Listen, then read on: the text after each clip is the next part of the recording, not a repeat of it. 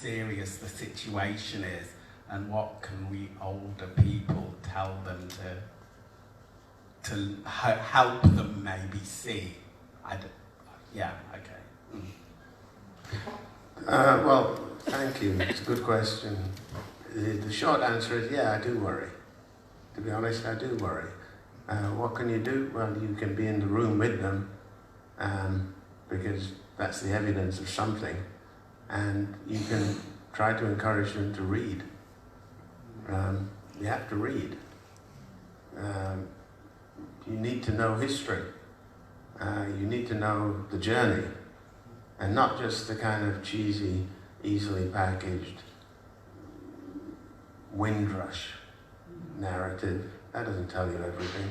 The journey is, and the history of their presence in Europe is far more complicated than 492 Jamaicans got off a ship in 1948. I see Bernardine somewhere back there who knows about Roman history and the presence, the black presence. They need to know whatever walking tour Johnny's going to be doing tomorrow morning. People in Belgium need to know it's complicated and it's inextricably tied up with the wider history of Europe. So how do they find out about that? Partly through you've been in the room with them, but reading. And, you know, yeah, I do worry, because it's easy to assume you've arrived somewhere, and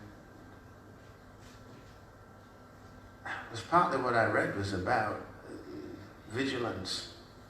You know, the story of the Jewish presence in Europe is about vigilance and the necessity for vigilance. It's tiring, you know, to be vigilant, to have to always look over your shoulder and think. But that's better than what the alternative is.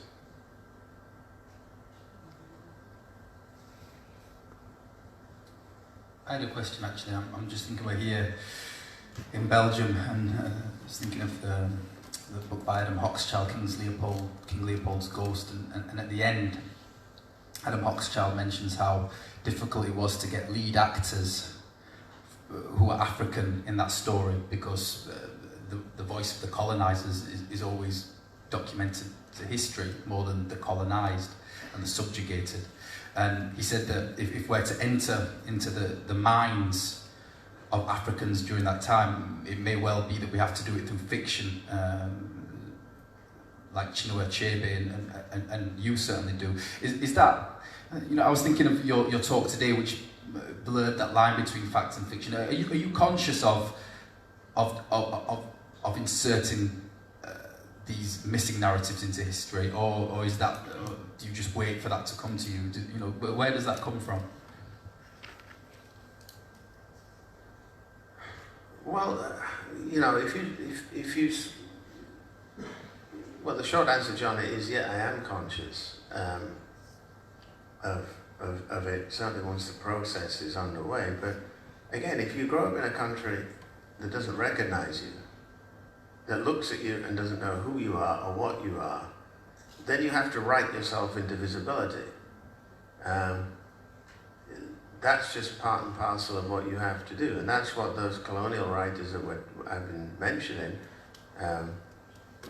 Walcott, Achebe, Naipaul, Lamin, Salbon, Shoyinka, that's what they did. They had to write themselves into visibility as colonial voyagers, however temporary, to the center. But just because you're second or third generation doesn't mean you still don't have to write yourself into visibility. Because the teachers still don't know what they're looking at when they see a black kid in the class, or a mixed race kid in the class. There's still an impulse to see a problem, something that's not categorizable, or when they see somebody of a different religion. They don't know. So if you're writing, there is going to be a tendency, I think, to want to address these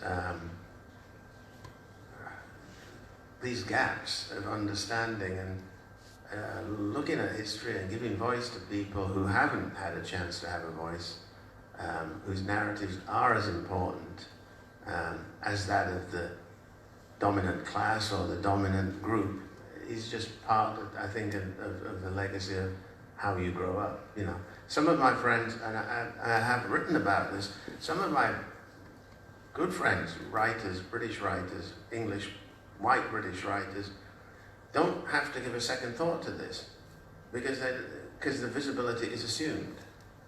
You know, it's what I call the Woody Allen syndrome. You know, you make films set in New York City and there's no black people, because he doesn't see them.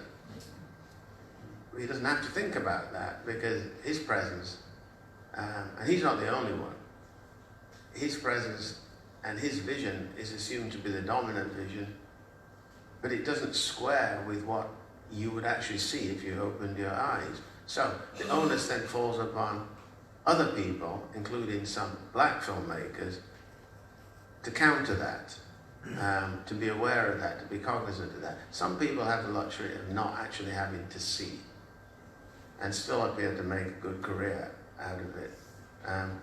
The moral responsibility, I think, on the shoulders of a first or second or third generation writer coming out of the African diasporan world is to see. To see. Because you can't write if you can't see, but you certainly can't write from that position if you're not seeing clearly. Yeah, I remember James Baldwin saying something about you give me an advantage because you never had to look at me, but I've always been looking at you. You know? Are there any more questions? Oh, I think we're out of time actually. Yeah.